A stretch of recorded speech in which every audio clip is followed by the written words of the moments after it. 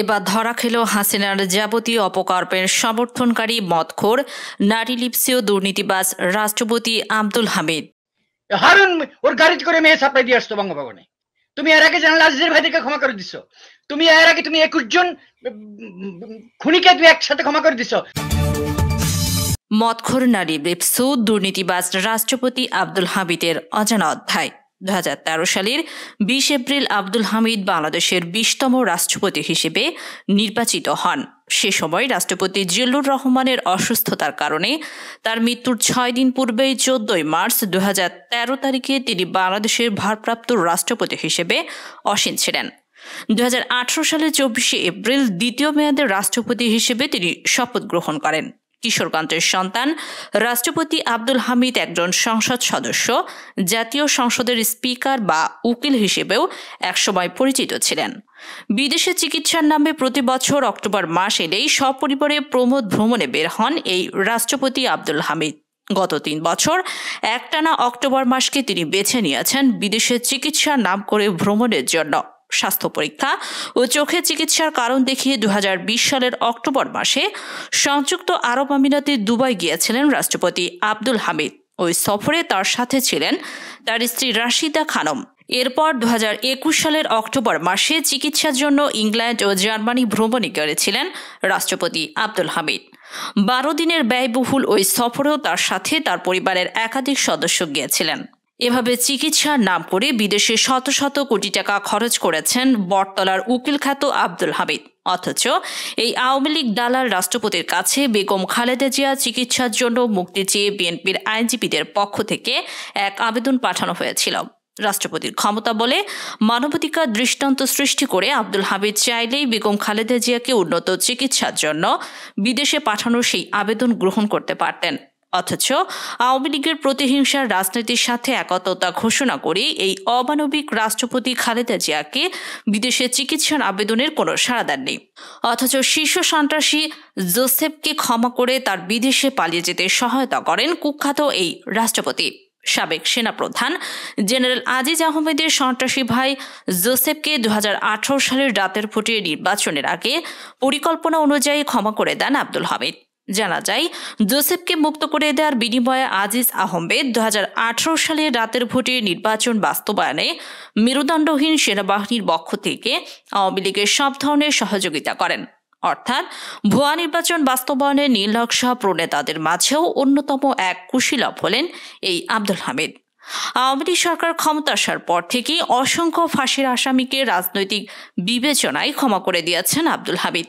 রাষ্ট্রপতির ক্ষমার ভয়ঙ্কর অপরাধীরা রেহাই পাচ্ছে এমন দাবি করেছিলেন বিএনপির যুগ্ম মহাসচিব রুহুল কবির রিজভী। রিজভির এই দাবি শতভাগ সত্য তার প্রমাণ দেন যুবলীগ নেতা আসলাম ফকির। রাষ্ট্রপতির ক্ষমা পেয়ে মাদারীপুরের খুনের আসামি এই যুবলীগ নেতা আসলাম ফকির জেল থেকে বেরিয়ে আবারও খুন করেছেন। শিল্পী মমতাজ বেগমকে তার ব্যক্তিগত প্রয়োজনে মহিলা কোঠা এমপি হিসেবে মনোনয়ন দেওয়ার জন্য সুপারিশ করেছিলেন এই চরিত্রহীন রাষ্ট্রপতি আব্দুল হামিদ। এই আব্দুল হামিদের অনুরোধেই মূলত মমতাজকে এমপি বানানো হয়েছিল। ঘন ঘন স্বামী পরিবর্তন করা এই মমতাজের সাথে হামিদের কিসের সম্পর্ক সেটা বেশ সহজেই অনুমেয়। হামিদ যখন থেকে জাতীয় সংসদের স্পিকার তখন থেকে তিনি ইডেন কলেজ, ঢাকা ইউনিভার্সিটি এবং বিভিন্ন মেডিকেল কলেজে পড়াশোনা করা তরুণীদের সাথে শারীরিক সম্পর্ক করে আসত। বিপদগামী এই মেয়েগুলোকে সংগ্রহ করে হামিদের কাছে পৌঁছে দিত সাবেক ডিবি পুলিশের প্রধান কুখ্যাত হারুন। উল্লেখ্য, সাথে রাষ্ট্রপতি আব্দুল হামিদ এবং সাবেক ডিবি পুলিশের প্রধান হারুনের দেশের বাড়ি একই জেলায়। অর্থাৎ কিশোরগঞ্জে শুধু তরুণই নয়, বরং এই হারুন বিদেশি 555 সিগারেট ও ফ্যাক্ট 69 নামের মদের বোতল কিনে নিয়ে আব্দুল হামিদকে ডেলিভারি করত। এই রাষ্ট্রপতির নামেই কোটি কোটি টাকা খরচ করে কিশোরগঞ্জে প্রেসিডেন্ট রিসোর্ট নামের একটি বিলাসবহুল রিসোর্ট করে তোলেন কুখ্যাত পুলিশ কর্মকর্তা হারুন রশিদ। এই রিসোর্টটি থেকে যে আয় হয় তা হারুন এবং হামিদ ভাগাভাগি করে নিতেন। যাবতীয় অপকর্মের সমর্থনকারী আব্দুল হামিদকে তার বিশ্বস্ততার পুরস্কার দিয়েছেন শেখ হাসিনা। তাকে তিনি বটতলার উকিল থেকে স্পিকার এবং রাষ্ট্রপতি বানিয়েছেন। শুধু তাই নয়, হামিদের ছেলে রেজান আহমেদ তৌফিককে কিশোরগঞ্জ 4 আসন থেকে আওয়ামী লীগের পক্ষে বিনা ভোটের এমপিও বানিয়েছেন তিনি। আব্দুল হামিদ ক্ষমতার অপব্যবহার করে তার পরিবারের সদস্যদের অনৈতিকভাবে নানা সুযোগ সুবিধা দিয়েছিল। এই নিয়ে একটি জাতীয় দৈনিকের সংবাদের শিরোনাম করা হয়।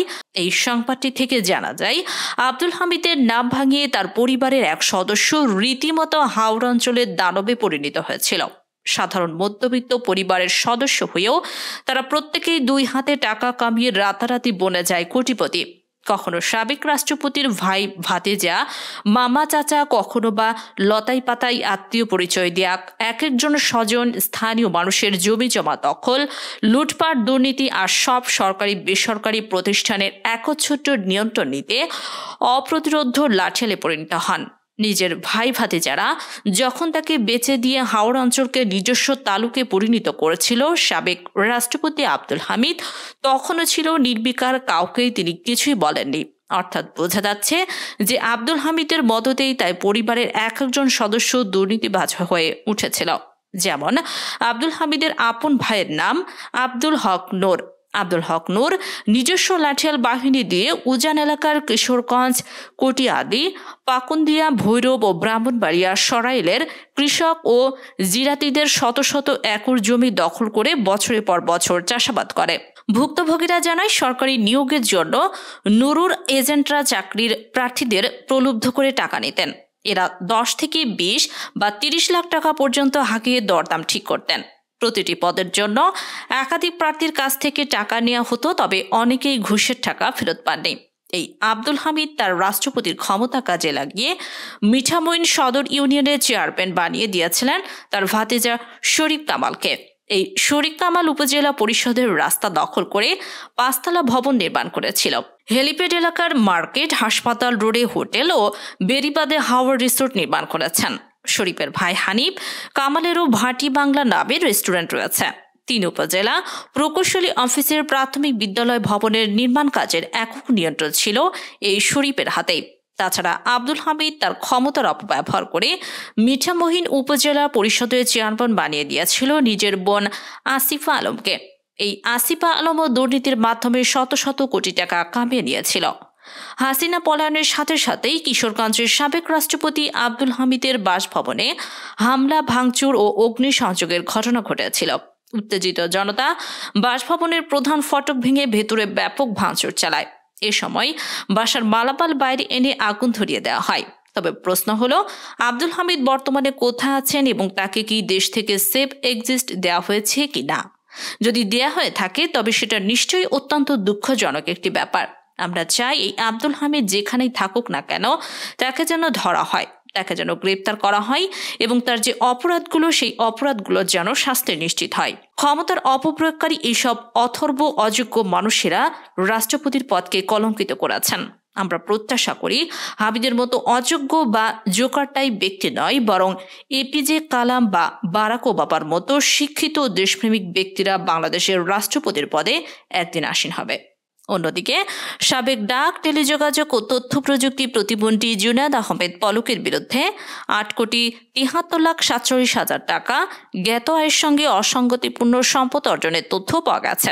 অবৈধ সম্পদ অর্জনের অভিযোগে পলক ও তার স্ত্রী আরিফা জেসমিনের বিরুদ্ধে মামলা করেছে দুদক। পলক তার 25টি ব্যাংক হিসেবে 32,04,95,314 টাকা জমা ও 29,84,72,000 টাকা উত্তোলনের মাধ্যমে অস্বাভাবিক লেনদেন করেছেন। অপরদিকে তার স্ত্রী আরিফা জেসমিনের নামে 9,58,93,433 টাকা জ্ঞাত আয়ের সঙ্গে অসঙ্গতিপূর্ণ পাওয়া যায়।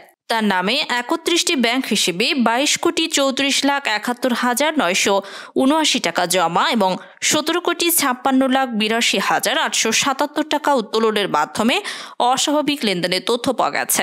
গত 22 আগস্ট পলকের বিরুদ্ধে দুর্নীতির অভিযোগ অনুসন্ধান শুরু করে দুদক। বৈষম্যবিরোধী ছাত্র আন্দোলনের গুলি ও হত্যার অভিযোগে গত 14 আগস্ট গ্রেপ্তার হন পলক।